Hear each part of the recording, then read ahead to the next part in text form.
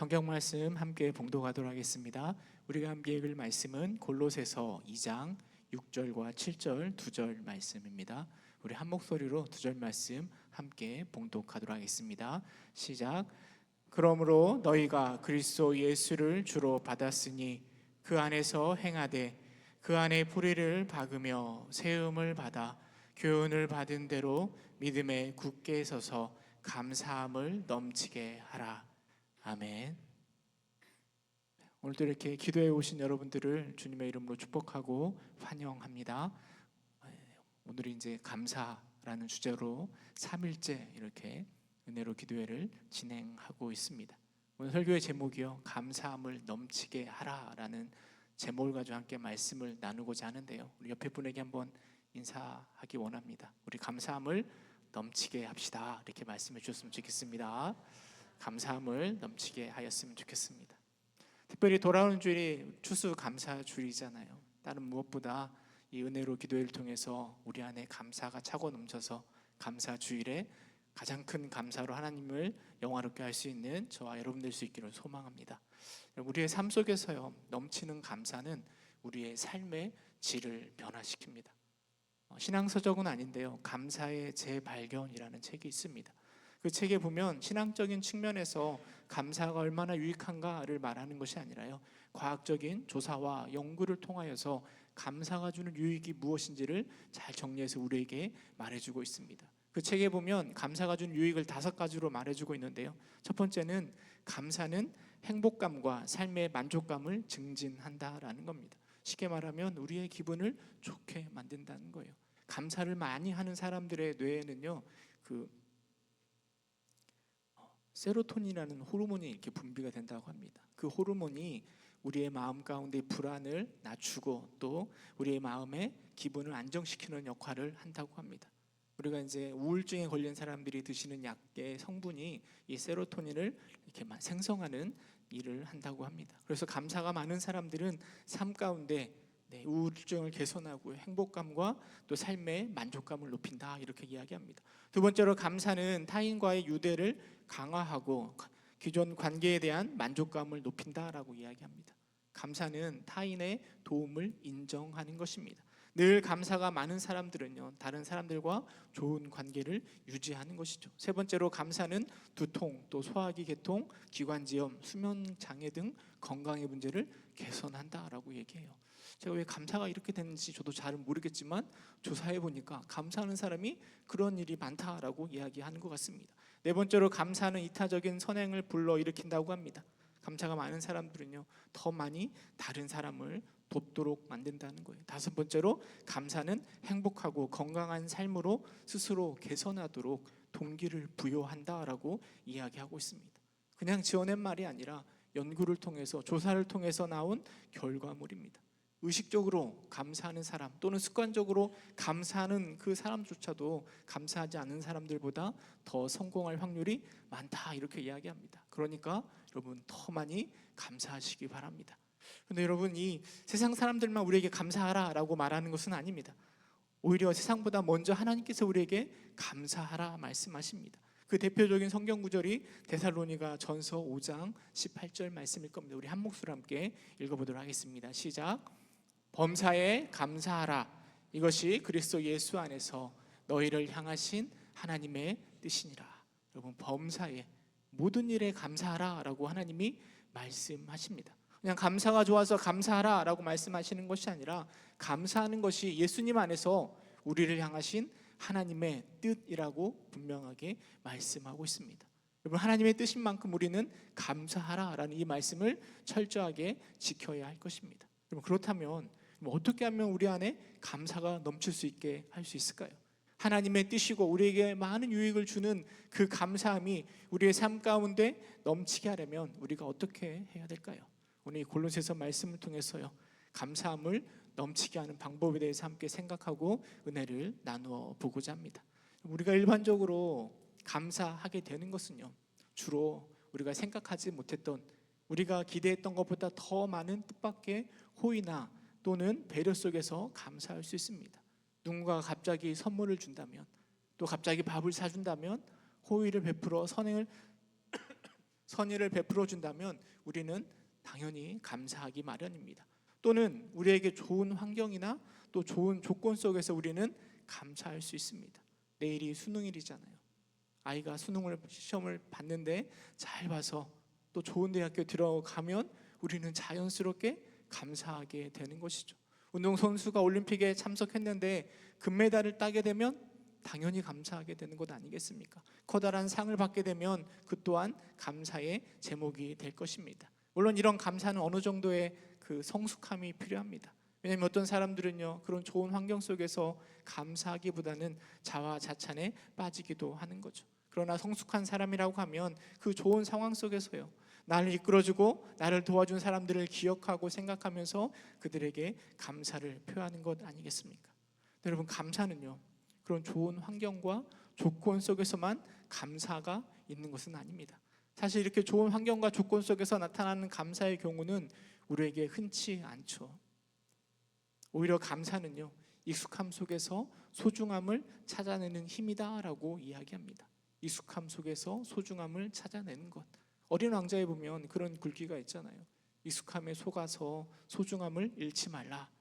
여러분, 우리의 삶 속에서요, 그 소중함을 찾아내는 힘이 바로 감사라고 이야기합니다. 우리가 살아가는 환경 속에서 우리는 너무나 쉽게 익숙해져 가는 거죠. 여러분, 하루의 삶의 루틴이 어떻게 됩니까?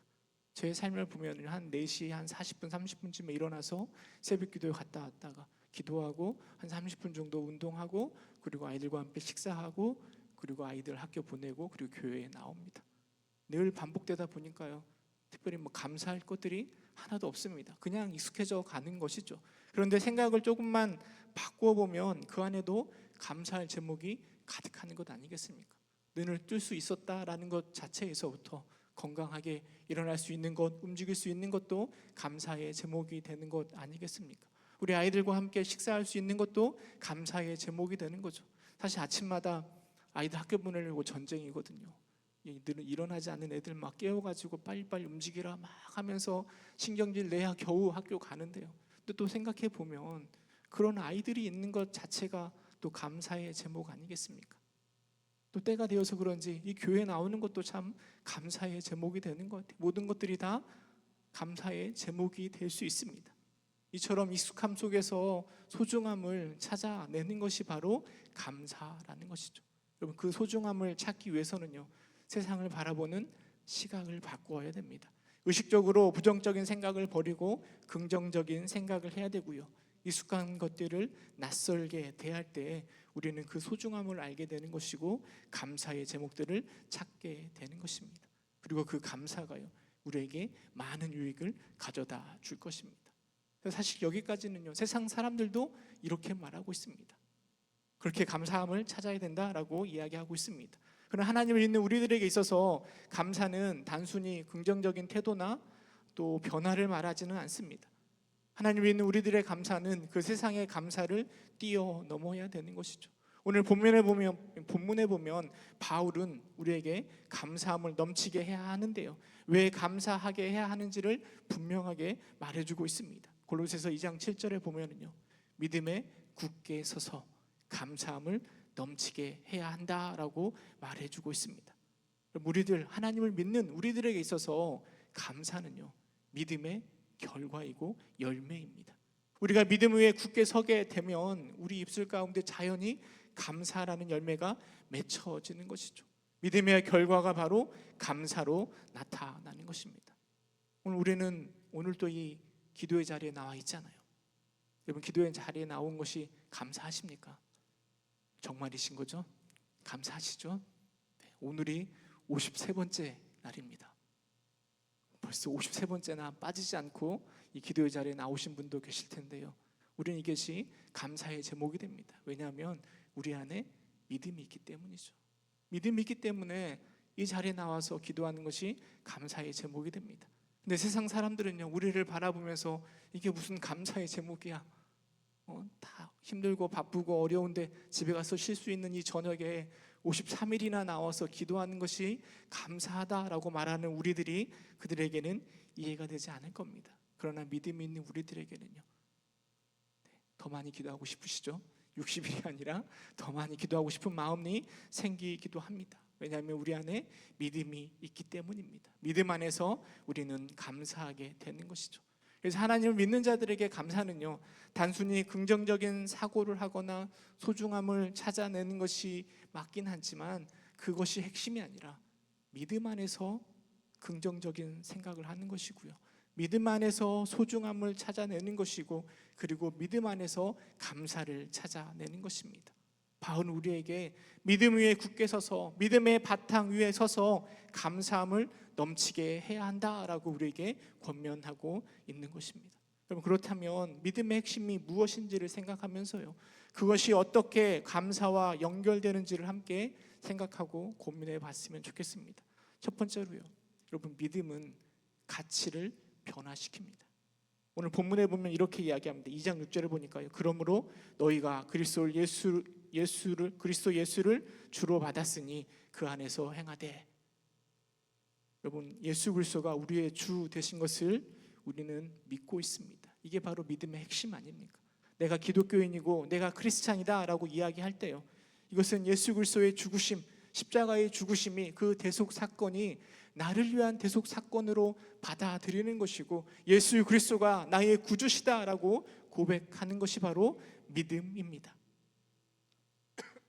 그 믿음은 단순히 우리의 지식의 변화만 일으키는 것이 아니라요, 우리의 지식을 뛰어넘어서 우리의 생각과 우리의 행동과 우리의 의지를 변화시키는 전인격적인 변화를 일으키는 것이 바로 믿음입니다.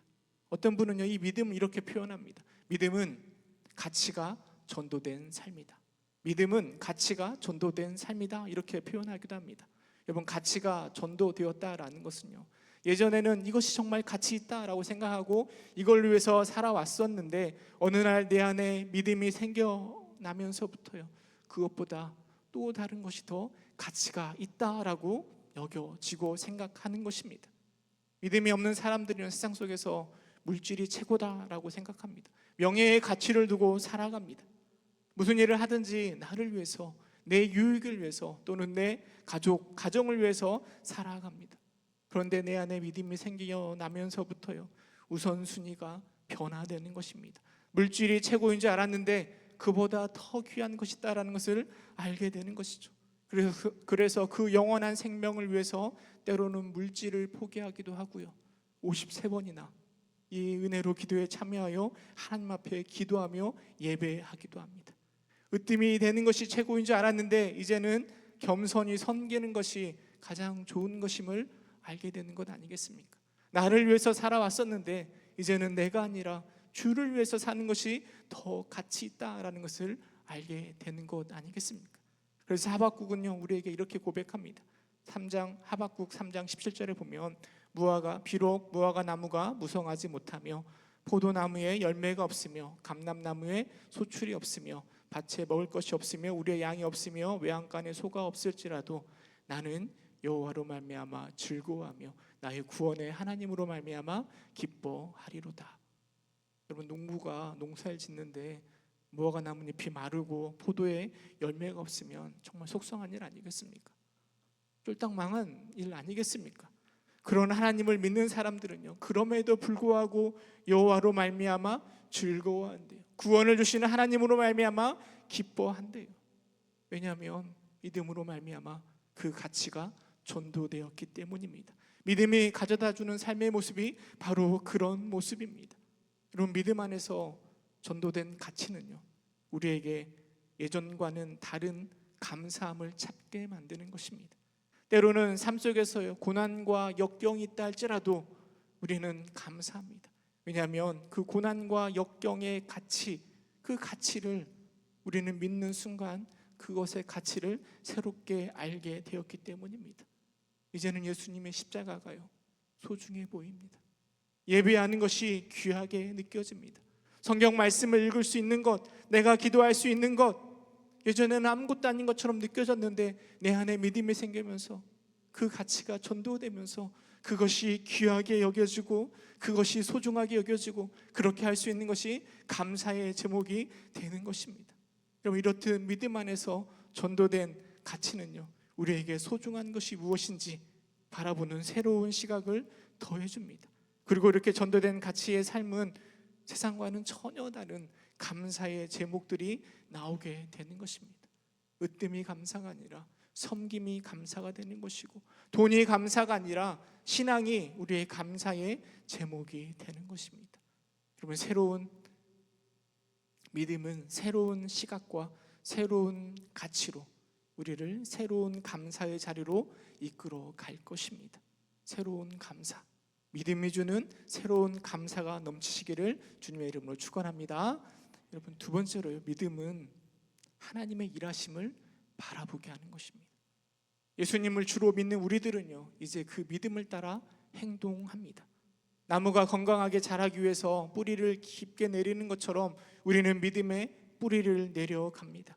그래서 우리의 믿음을 세워가는 것이죠. 그런데 바울은 그 과정에서 이렇게 이야기합니다. 본문 7절 8절에 보면 우리가 행하되 그 안에서 행한다라고 이야기합니다. 뿌리를 내리되 그 안에서 뿌리를 내린다라고 말하고 있습니다. 물론 이 말은 우리가 행할 때요, 주 안에서, 주의 말씀 안에서 행하는 것이고, 뿌리를 내리되 주님 안에서, 믿음 안에서, 주 예수님 안에서 뿌리를 내리는 것이다 라고 이해할 수 있습니다.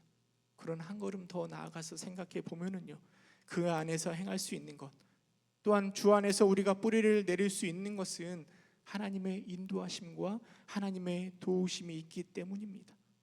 죄인인 우리가 무슨 수로 주 안에서 행할 수 있고 주 안에서 뿌리를 내릴 수 있겠습니까? 우리가 능력이 많아서 신앙이 좋아서가 아닙니다.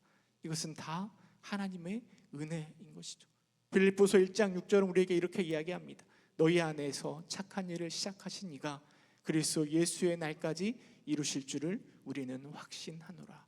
우리 안에 착한 일, 우리 안에 믿음을 시작하신 그 하나님께서 예수님이 이 땅에 다시 오실 그 재림의 날까지 우리의 믿음을 이루어 가실 줄을 바울은 확신한다라고 우리에게 말해주고 있습니다. 우리가 주 안에서 행하고 주 안에서 뿌리를 내리는 것은요, 주님이 하시는 것입니다. 오늘도요, 주 안에서 착한 일을 시작하신 그 하나님이 우리의 삶 가운데 역사하시고 인도하실 것입니다. 그 인도하심 때문에 우리가 뿌리를 내릴 수 있고 행할 수 있는 것 아니겠습니까? 여러분, 그 하나님을 바라보는 것, 나를 이끄시고 나를 인도하시는 그 하나님을 바라보는 것이 바로 믿음입니다.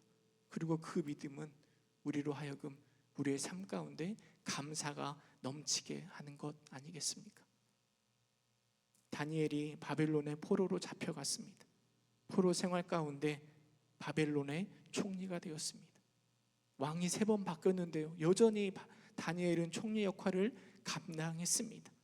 정말 대단한 거죠. 다니엘의 삶 가운데 감사가 차고 넘쳤을 것 같습니다. 그런데 다니엘서 3장 18절에 보면 이렇게 이야기합니다. 우리 함께 읽어보도록 하겠습니다. 시작.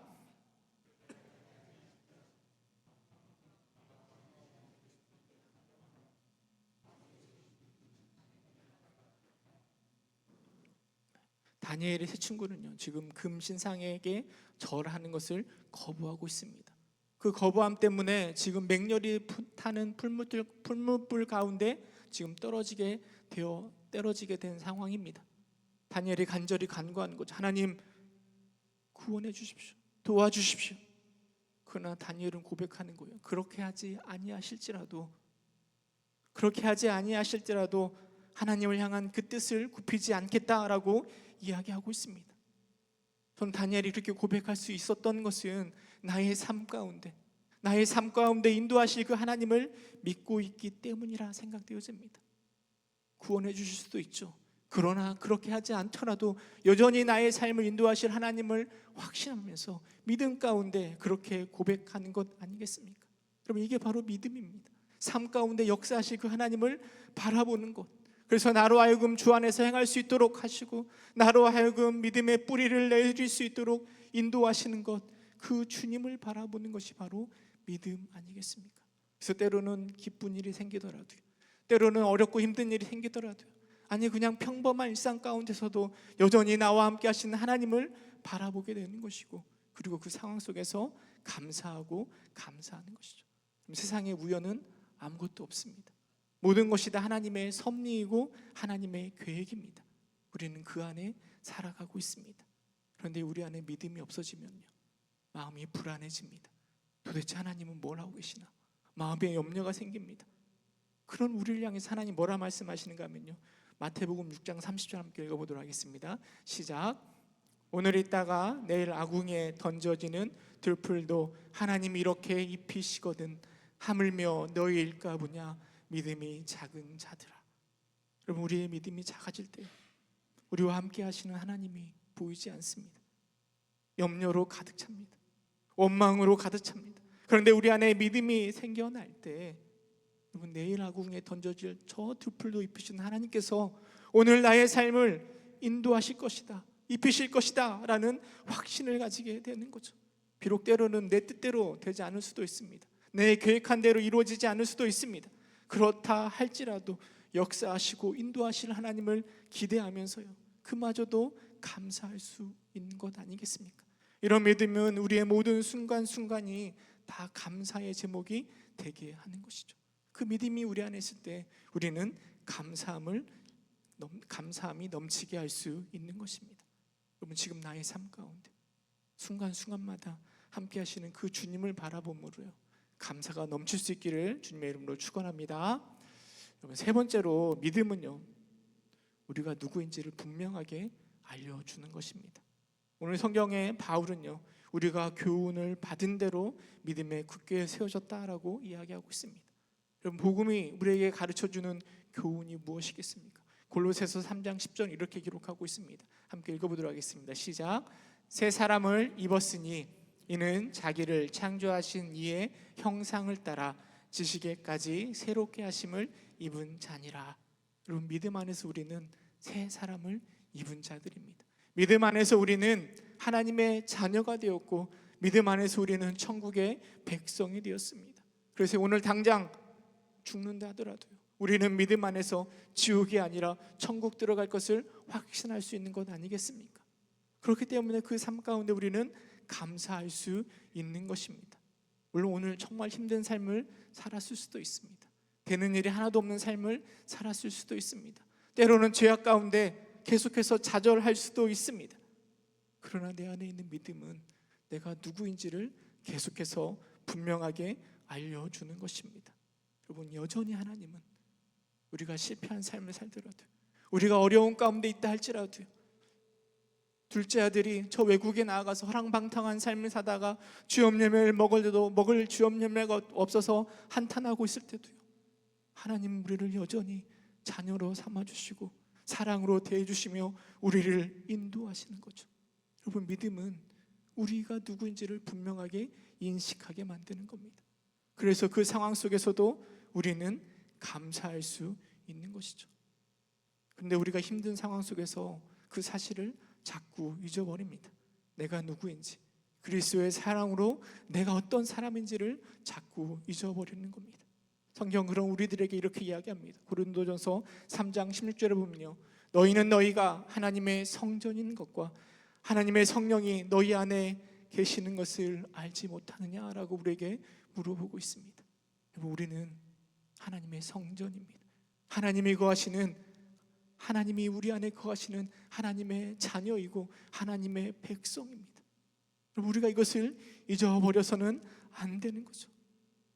죄악 가운데 있다 할지라도, 어려움 가운데 있다 할지라도, 좌절 가운데 있다 할지라도, 연약함 가운데 있다 할지라도 여전히 하나님 우리를 사랑하십니다.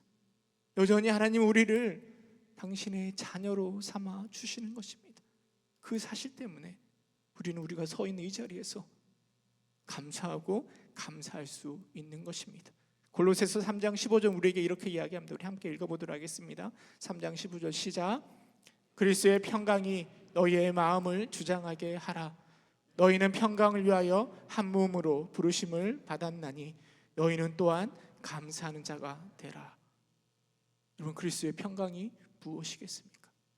죄를 지은 사람이요, 하나님 앞에 설 때 두려워 떨 수밖에 없습니다. 하나님의 심판이 두려워서 두려워 떨 수밖에 없는 게 우리 연약한 자의 모습입니다. 그런데 그리스도의 십자가의 대속 사건으로 우리는 그 심판을 뛰어넘을 수 있습니다. 하나님이 의롭다 칭해 주셨고요, 하나님의 자녀로 삼아 주셨고, 우리는 심판이 아니라 그 자리에서 구원을 받을 수 있는 것입니다. 여러분, 그 그리스도로 인하여 우리 안에 생겨나는 것이 바로 그리스도의 평강 아니겠습니까? 죄를 지었음에도 불구하고, 연약한 자임에도 불구하고 예수 그리스도를 통하여 구원을 받았다라는 그 사실이 우리의 마음을 주장할 수 있도록 하라라고 바울이 우리에게 말해주고 있습니다. 믿음 안에서 새 사람 된 우리는요, 그리스도의 평강을 우리의 마음속에 넘치도록, 주장하도록 이끌어 갈 수 있습니다. 그러면서 바울이 말하는 거예요. 만약 그리스도의 평강이 너희의 마음을 주장하고 있다면 너희는 또한 감사하는 자가 되라. 그리스도의 평강으로 인하여 감사하는 자가 되시기를 소망합니다. 내가 누구인지, 내가 어떤 사람인지, 얼마나 큰 사랑을 받고 있는지 다시금 기억하면서요, 감사함이 나의 삶 가운데 넘칠 수 있기를 간절히 소망합니다. 말씀을 맺도록 하겠습니다. 제가 골로새서 말씀을 묵상하면서 3장 15절에 감사하는 자가 되라, 이 표현이 많이 눈에 들어오더라고요. 그냥 감사하라 라고 기록하면 되지 뭐하러 감사하는 자가 되라 라고 표현했을까 묵상하다가요, 믿음 안에서 삶을 경험한 사람이 마땅히 감사하는 자가 되어야 함을 강조하기 위해서 그렇게 표현한 건 아닐까 하는 생각이 들었습니다. 7절에 감사함을 넘치게 하라라는 말 역시요, 믿음의 열매로 감사를 더욱더 맺기 위하여서 노력하고 분발해야 함을 그렇게 표현하고 있는 것은 아닐까 생각이 듭니다. 여러분, 믿음은 우리로 하여금 감사의 열매를 맺게 합니다. 그런데 그 감사는 자동으로 맺혀지는 것이 아니라 우리 안에서, 믿음 안에서 연습하고 훈련하고 노력할 때 그 믿음, 그 감사가 더 많이 나오는 것이죠. 스펄전 목사님이 이렇게 이야기하였습니다. 희미한 별빛에 감사하는 자에게 하나님은 달빛을 주시고, 달빛에 감사하는 자에게 하나님은 햇빛을 주시고, 햇빛에 감사하는 자에게 하나님은 하나님의 빛을 주신다, 이렇게 설교하였습니다. 우리의 일상과 사소한 삶 속에서요, 감사함을 넘치게 하려고 노력하고 연습할 때 하나님 우리에게 더 많은 감사의 제목들을 더하여 주실 것입니다. 여러분, 추수감사절을 앞에 두고요, 하나님을 믿고 있는 나 스스로에게 질문해 보시기 바랍니다. 하나님을 믿고 있는 나는 그 믿음의 결과로 얼마나 많은 감사의 열매를 맺고 있는가? 믿음으로 인해서 가치가 전도된 삶을 살아가고 있는데 여전히 세상적인 것에만 감사하고 있지는 않습니까? 하나님의 도우심과 인도하심으로 이렇게 자라나고 있음에도 불구하고 내 힘에 바탕을 둔 감사를 찾고 있지는 않습니까? 현실에 갇혀서 앞으로 장차올 그 하나님의 크신 은혜, 자녀됨을 바라보지 못하고 불평과 불만으로 가득 차 있지는 않습니까? 장미가요, 하나님께 간절히 간구합니다. 하나님, 저는 이렇게 예쁜 꽃을 가지고 있는데요, 왜 저에게 이렇게 가시를 주셔서 저를 힘들게 하십니까? 저에게서 이 가시를 치워 주십시오 라고 기도했습니다. 하나님께서 뭐라고 응답하신 줄 아십니까? 하나님께서 그 장미에게 말씀하시기를, 장미야, 나는 너에게 가시를 준 적이 없단다. 나는 너에게 장미를 주었단다. 이렇게 말씀하셨다는 겁니다. 여러분, 장미나무에게 가시를 준 게 아니라요, 가시나무에게 장미를 주셨다는 거예요. 여러분, 그 가시나무가요, 그렇게 하나님 응답을 받고 나서요, 불평이 사라지고 감사가 차고 넘쳤다는 것 아니겠습니까? 내가 가시였는데 하나님께서 장미를 주셨구나, 이 얼마나 감사한가. 마틴 루터킹 목사님이요, 그 흑인이 억압받던 그 시절에 자신이 흑인이라는 게 감사하다라고 고백했다는 것 아니겠습니까? 손양원 목사님이요, 사랑하는 두 아들이 공산당에 의해서 순교하였는데 나 같은 죄인의 혈통에서 2명의 순교자가 나왔다라는 것이 감사하다라고 고백하고 있는 것 아니겠습니까? 전 이들의 감사가요, 바로 믿음의 열매라고 생각되어집니다. 믿음이 없이는 결코 그런 감사 열매를 맺을 수 없는 것입니다. 믿음이 있기에 그런 감사 열매가 맺혀지는 것입니다. 여러분, 추수감사절이 얼마 남지 않았습니다. 세상이 말하는 그 감사가 아니라요, 믿음 안에서 더 많은 감사의 제목을 찾을 수 있는, 그래서 우리의 삶 가운데 믿음을 굳게 세워서요, 감사함을 차고 넘치게 할 수 있는 저와 여러분 될 수 있기를 주님의 이름으로 축원합니다. 함께 기도하겠습니다. 참 사랑이 많으신 하나님, 우리 안에 믿음을 세워주시고, 하나님 우리 안에 새롭게 변화된 삶, 가치가 전도된 삶을 살게 하여 주시며, 하나님의 도우심을 바라볼 수 있는 믿음을 갖게 하여 주시고, 변화된 신분으로 살아갈 수 있는 그 믿음을 더해 주시니 참으로 감사합니다. 하나님, 우리의 삶 가운데 하나님 믿음을 바로 세워 그 감사함이 차고 넘치는 자, 그 감사함으로 주님께 영광 돌리는 우리 모두가 될 수 있도록 주님께서 인도하여 주옵소서. 예수님의 이름으로 기도드립니다. 아멘. 우리 함께